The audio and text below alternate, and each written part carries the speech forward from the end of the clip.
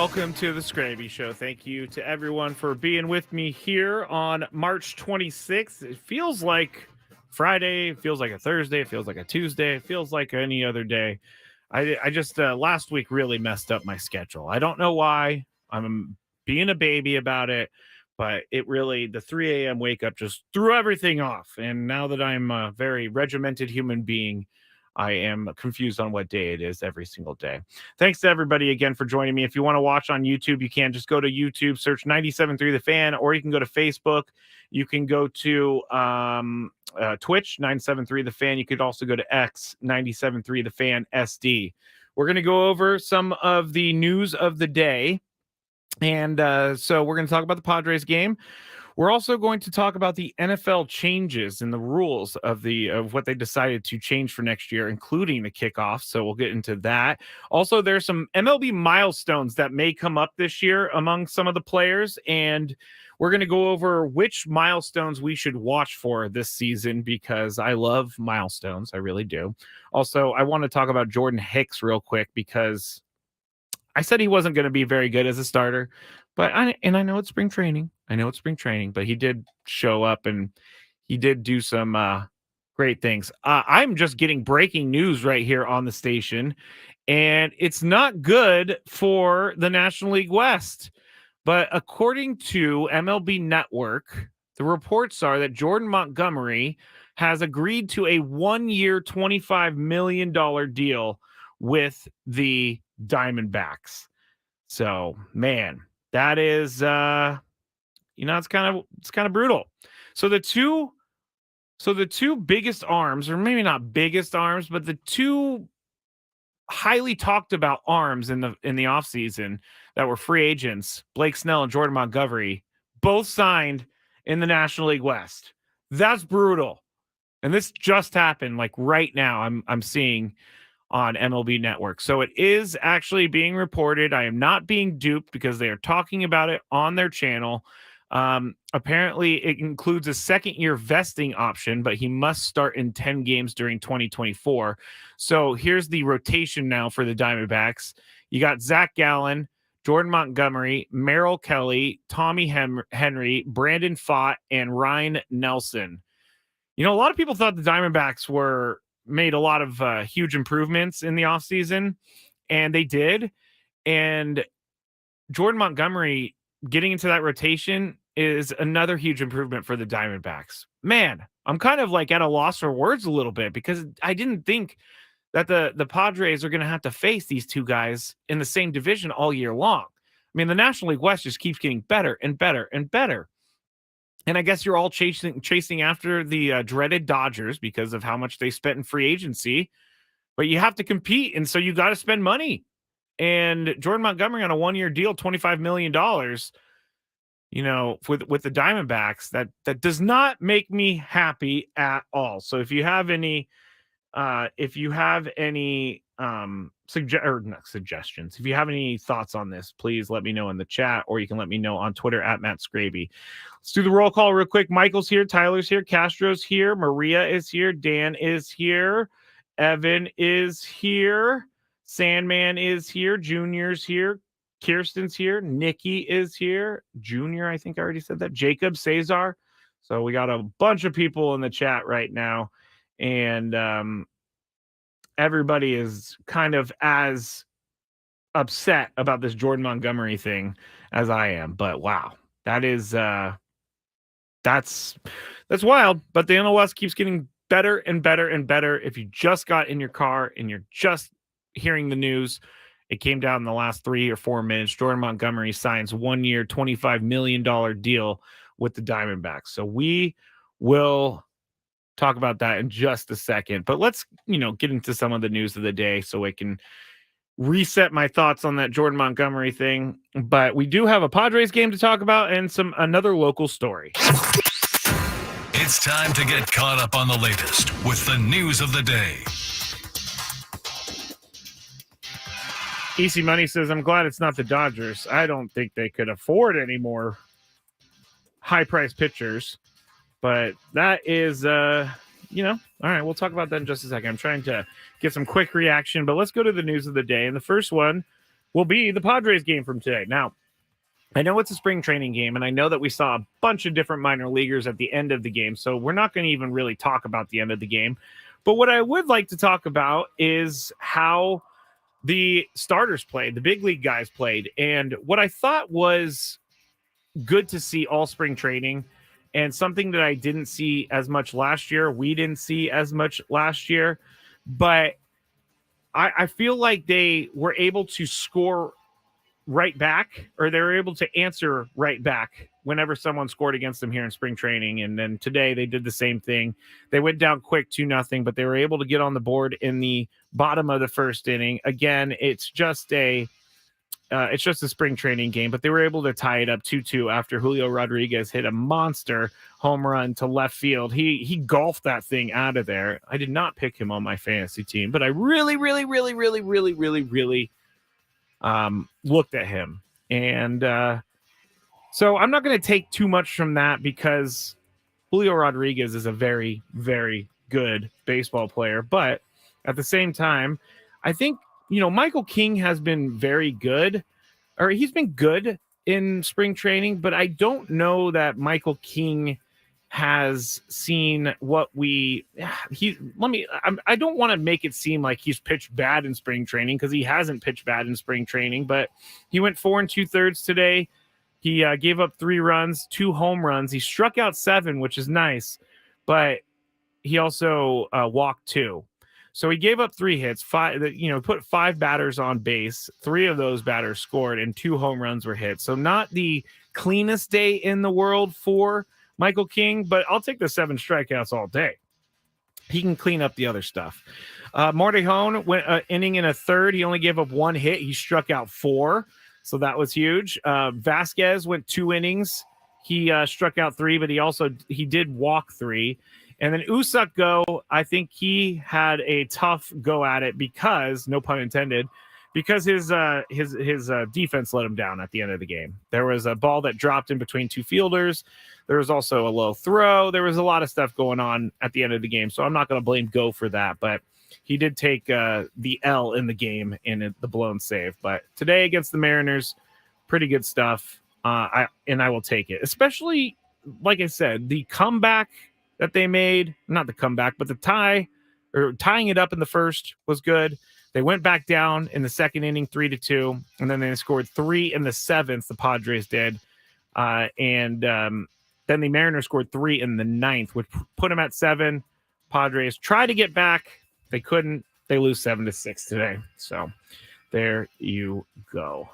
All right, let's get to our next story, which is the Cal State San Marcos women's basketball team. You just heard us talking about it. They are in the Final Four, and they're playing Minnesota State. They just took out the number 1 seed in the Division II tournament, which was Gannon. So this is what we're the Cal State San Marcos Cougars women's basketball team. Keep them in your thoughts. They will be playing tomorrow night against Minnesota State in Missouri, and it's going to be on CBS Sports Network at night. So I think everybody should tune in on that, especially on a night where there's no Padres baseball. It's the eve of the eve. Yeah, today is the eve of the baseball season. So we got nothing going on tomorrow night, and you should be watching Cal State San Marcos. Final news story of the day. Like I said, the NFL, they have changed their rules. And here is, I guess, a quick list of things that are changing within the rules. And that is kickoffs are radically changing. Now, we've talked about this on the show here in the last couple weeks, but basically what is going to happen now is the kicker is going to kick off from like the 35-yard line. The kicking team will have players lined up in stationary at the other 35-yard line, so on the other team's side of the field. Then that team will have their defenders at the 30, and the kicking team cannot move until the ball goes over their heads. So it's going to look a little bit crazy at first. I personally don't even know why kickoffs are a thing anymore, but what the NFL is saying, and I kind of, I guess, believe them in this, is that they are going to have fewer touchbacks and more returns with this. And so what they're trying to do is make sure that guys aren't running full speed down the field and smacking heads. And kickoffs were one of the leading causes of head injuries and leading causes of injuries. So any of these kicks inbounds now can be returned, and it's going to happen more often than not.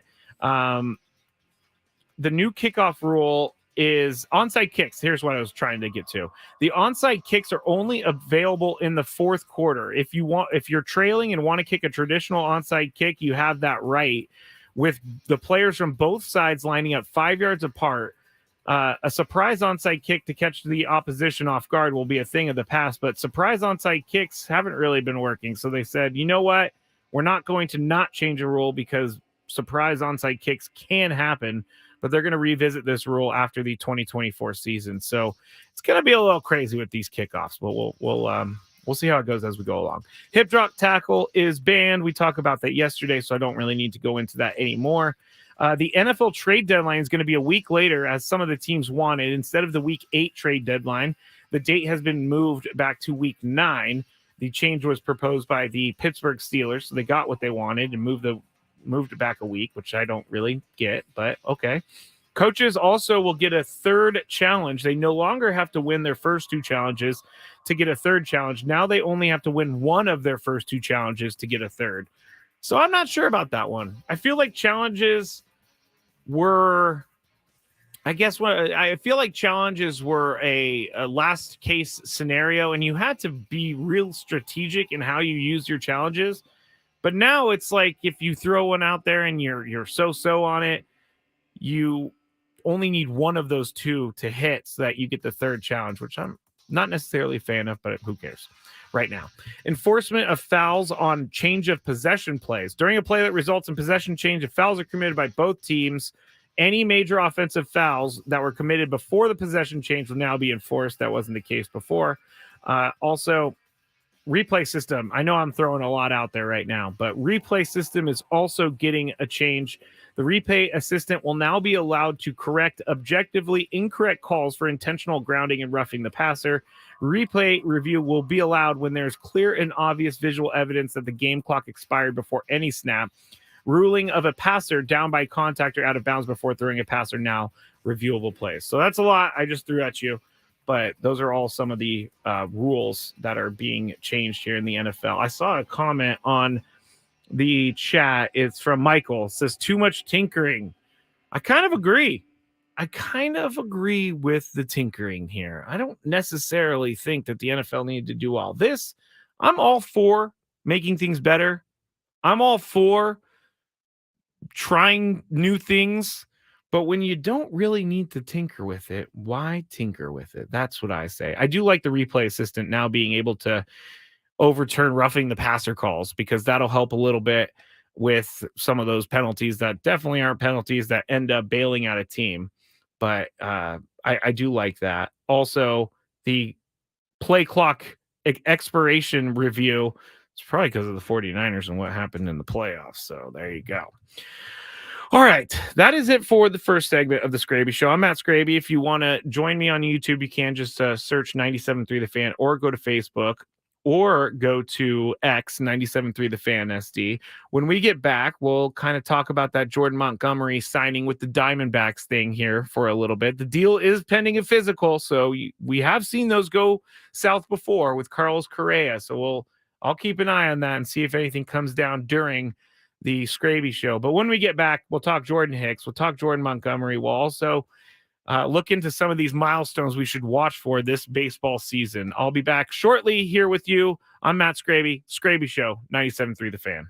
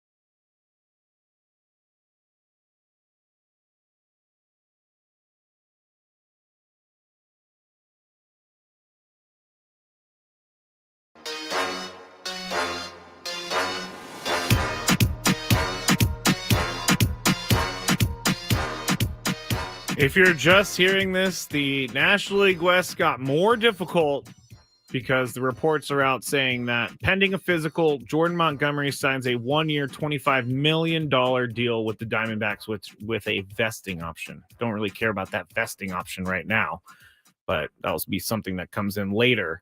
Matt Skraby here, Skraby Show 97.3 The Fan. Thank you for joining me. You could join me on YouTube if you want. Just search 97.3 The Fan, Facebook, also X 97.3 The Fan SD. I went quickly to see what kind of numbers players have on the Padres against Jordan Montgomery. And if my research is correct, I do use StatHead. And I'm seeing that Jordan Montgomery he only has faced 3 Padres. And so basically this is going to be a new pitcher for most of these guys. The one thing I will say that is very good for the Padres in this regard, out of one of the 3 guys, one of them is hitting 471 against them. And that player is Xander Bogaerts. He's 16 for 34, and he's hitting 471. His OPS is 1.029. So that is good because Xander Bogaerts can, let the rest of the guys know what's up with Jordan Montgomery. But he has some really, really good numbers against him.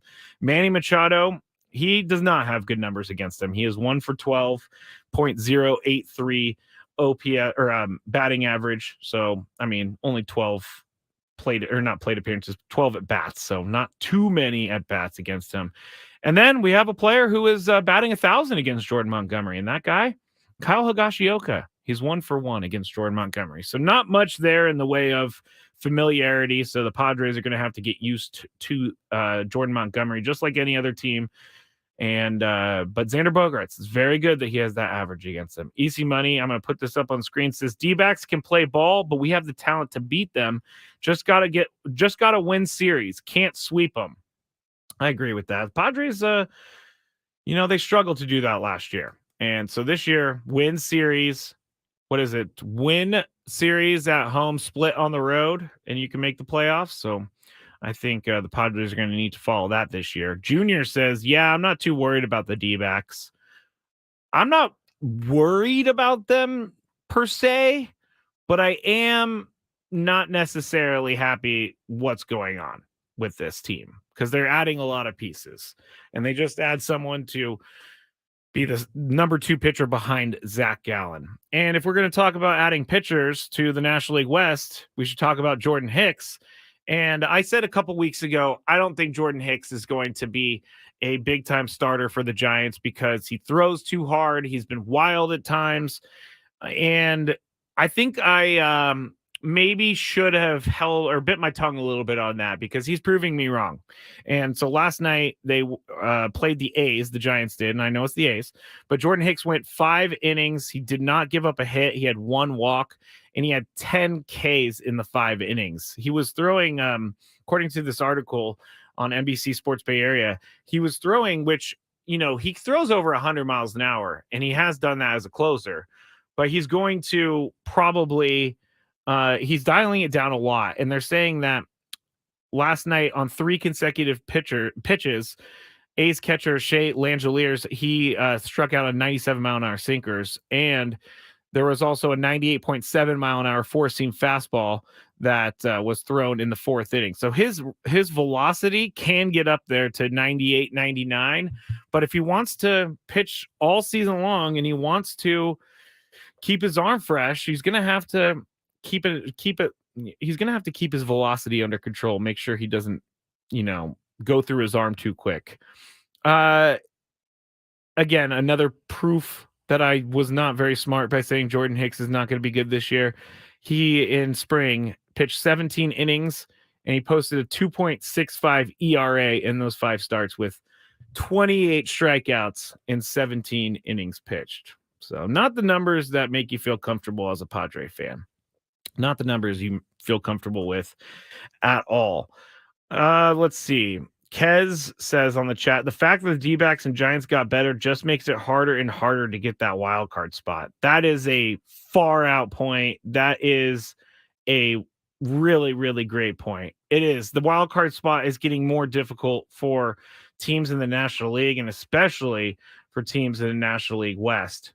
I mean, it's just unfortunate. Every time you turn around, they're adding another player to another team. And you know what? The one thing we could all hang our hat on is that the Rockies, man, they're not going to add anyone. So we don't have to worry about the Rockies adding anyone because we know that they're not going to add anyone.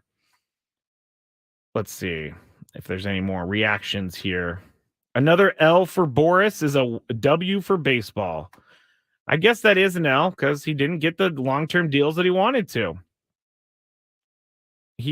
Boris wanted these long. He thought I'm putting thoughts into his head right now, but I feel like with the way things go with Scott Boras and the way that he negotiates contracts and he gets what he wants from the teams, I think he probably feels like this was a tough offseason for him because two of his biggest clients ended up taking lesser deals in the year department with 1 year, $25 million.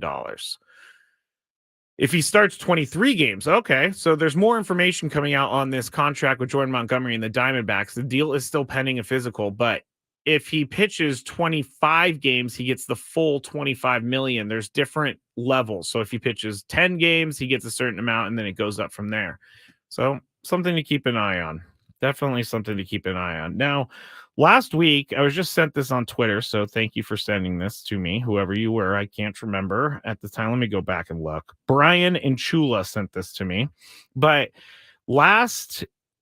in the game against the Dodgers, game 2 against the Dodgers last week, they have made a rule change, a scoring change, and it ends up giving Fernando Tatis Jr. another hit. So it was one where they gave Max Muncy an error on the play, and it was in the top of the 3rd inning. But here's what the tweet says from MLB Scoring Changes. With this change, Padres' Fernando Tatis has average rise from 250 to 375. Dodgers' third baseman Max Muncy now has 1 error, not 2. And pitcher Michael Grove had his ERA rise from 13.5 to 18. So everybody benefits in this whole thing except for Michael Grove. He gets his ERA to go up because Max Muncy had one clank off his glove. I mean, Max Muncy was not very good in that game 2 against the Padres. But there you go. Fernando hitting 375 this season. Yes. All right. Let's get into this MLB milestone article that I saw this morning because I am always watching to see if any records are going to be broken. And I think you've heard me say this before, but I think the records in baseball are so much better than all the other records because there's so much history behind it. And so when you break a record in baseball, you're doing something very impressive. And Spencer Strider has been very impressive here in the first little part of his career because he is looking to be the fastest pitcher to 500 strikeouts. And it's probably going to happen here in the first maybe 2 or 3 starts for Spencer Strider. He is entering this year with 483 strikeouts in his career in just 320 and 2/3 innings, putting him on track to just demolish this record because Freddie Peralta is the one who holds the record now. The 5 fastest currently, Freddie Peralta, 372 innings. So he's got 52 and 2/3 innings to play with to get 17 or 18 strikeouts for Spencer Strider. So you should watch for that. I think the Padres play the Braves early in the year. I'm looking back on the schedule right now, but I believe that they do. I just can't see that far because I don't have my glasses on. I'm being dead serious. It doesn't look like they play until much later. So yeah, Spencer Strider will probably have the record at that point. Now, Corbin Burns, who is now an Oriole, he is working on 1,000 strikeouts. He enters with 870 career strikeouts and 709 innings. And to get to 1,000 strikeouts, he needs to do it in 100 innings, basically. Robbie Ray holds the record right now, 810 innings to get to 1,000 strikeouts. Yu Darvish on the list, too. 812 innings pitched. It looks like we're playing the Braves in July, Chance is saying. So, Junior, get your mind out of the gutter. All right, Corbin Burns. Will that happen? I mean, he does have he is a strikeout pitcher, but he needs 130. So I think he'll probably get there. Pete Alonso, 200 home runs. He's played 684 games so far. No player has more home runs than Alonso's 192 since he debuted in 2019. He reached 100 homers in the second fewest games in history. But after his to getting to 200 home runs, he's played 684 games so far, which will not be able to overtake Ryan Howard's 658 games. It's probably not going to happen, but you never know. You never know. It could happen. Aaron Judge, 300 home runs. It's all a bunch of people. Okay, here's the one I wanted to get to. Juan Soto, 200 home runs, most walks before turning 26. We saw a ton of walks here in San Diego. He enters the 2024 season with 160 career home runs, turned 25 this offseason. Just 7 players have reached 200 homers before turning 26. Jimmy Fox, Eddie Matthews, A-Rod, Mel Ott, Mickey Mantle, Albert Pujols, and Frank Robinson. His 640 career walks are the most in Major League Baseball history before turning 25, and second most before turning 26. Mickey Mantle walked 668 times. So he just needs, let's see, he's 29 away from setting the pre 26-year-old record. So there you go. There you go. Let's go back to the chat and see what's going on. Annabelle says Strider is her guy. Well, you can have him when he's not pitching against the Padres. Also, let's see. Patrick and Annie say Crony is streaky. 1 week I love him there. Next week he needs to bat 7th. Well, let's give him a chance to bat in the top of the lineup for a little bit before we get into that. Let's see. All right. I will stop looking at the chat and I will go to break because we're heading up to the last segment of the Skraby show. And we are going to talk about Jordan Montgomery again. A little bit more information is coming out. Very little information is coming out, but we'll talk about that. Well, also, there is, if we get to it, but there is something that I found out the other day that terrifies me. And if we get to it, it'll terrify you. I promise you. But we'll talk about that, hopefully, when we get back here on the Skraby Show on 97.3 The Fan.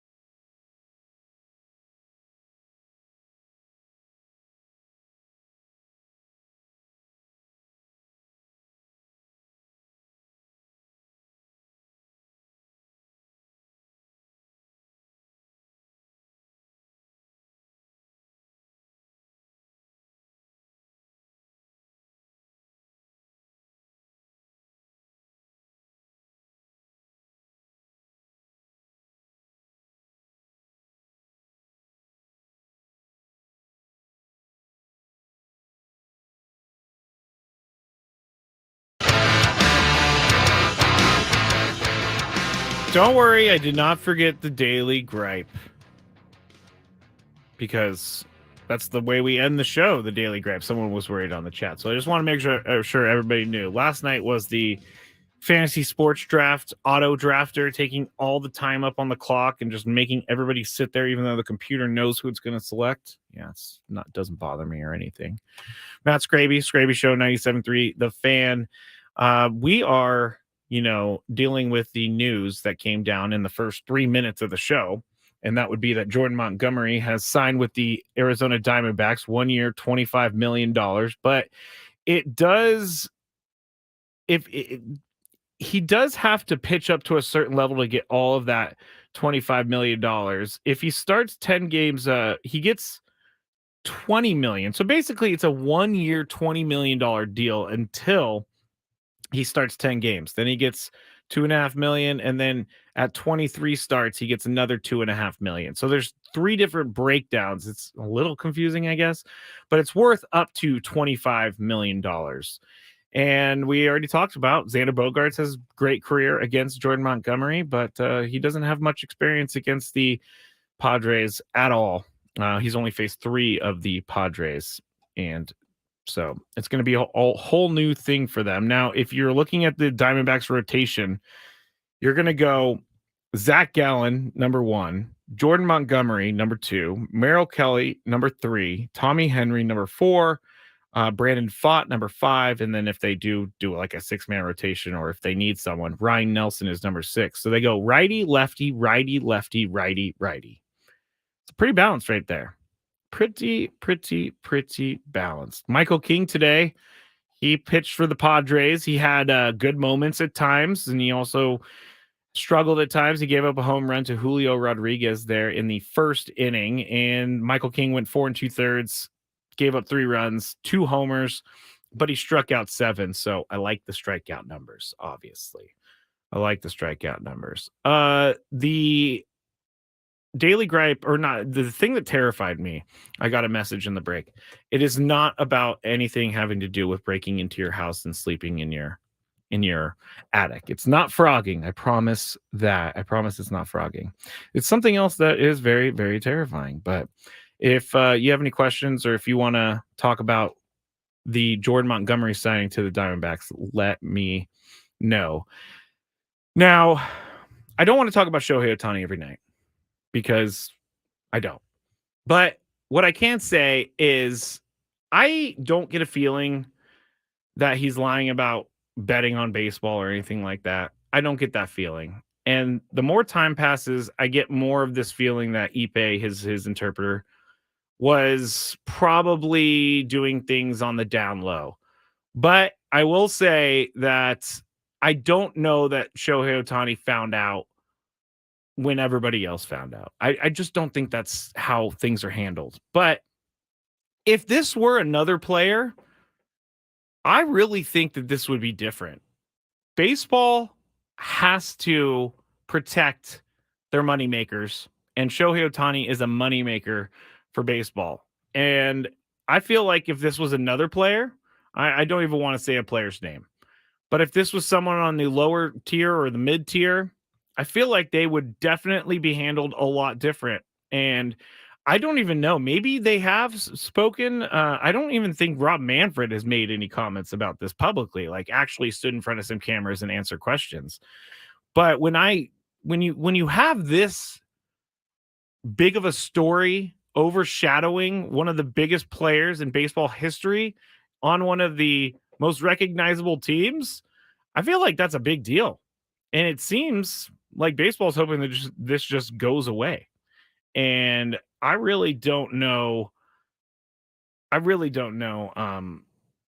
just think that Shohei Ohtani is going to need to prove to everyone by showing the proof of him not being a part of this. So there you go. That's all I'm going to talk about in the Shohei Ohtani stuff. Again, Dominic says, Ohtani does not strike me as the type of dude that ain't paying attention to his money and had no clue he is light $4.5 million. He's full of about that.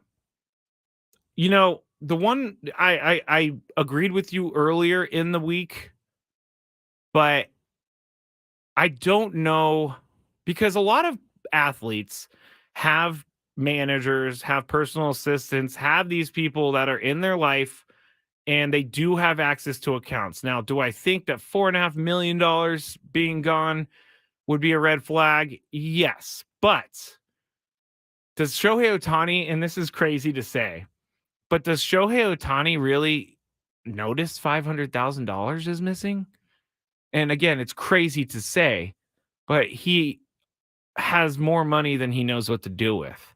So I don't know that he's counting his pennies, which is $500,000. Anyway, the one thing that's going to prove to us what happened is them investigating and them figuring out whether or not or how much he knew about the information. But man, this is a big deal, and Rob Manfred hasn't said anything yet.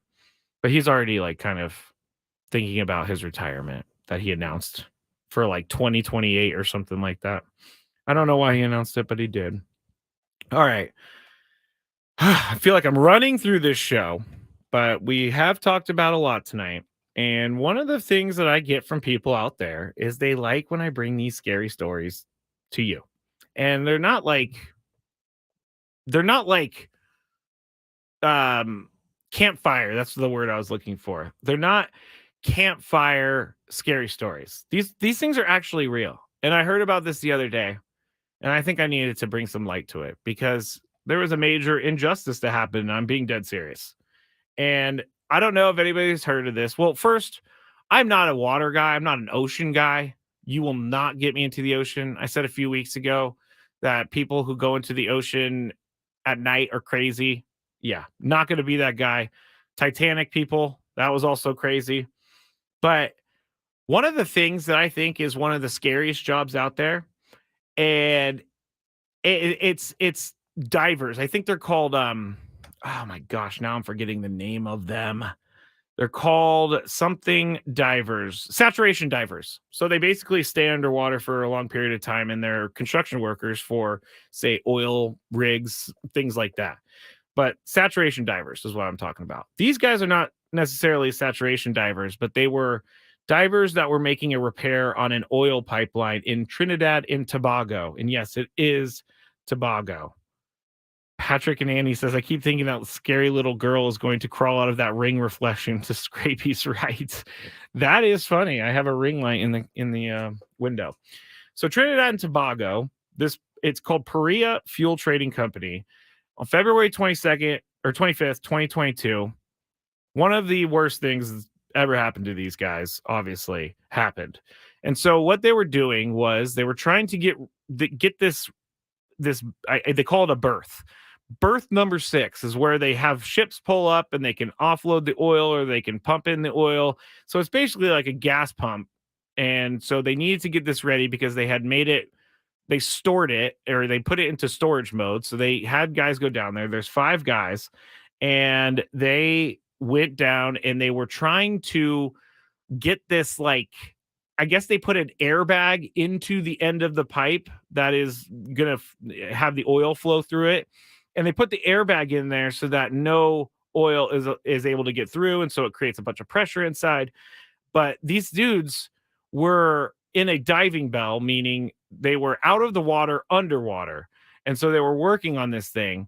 And for some reason, when they deflated the airbag, they didn't think about the pressure, the differential in the pressure.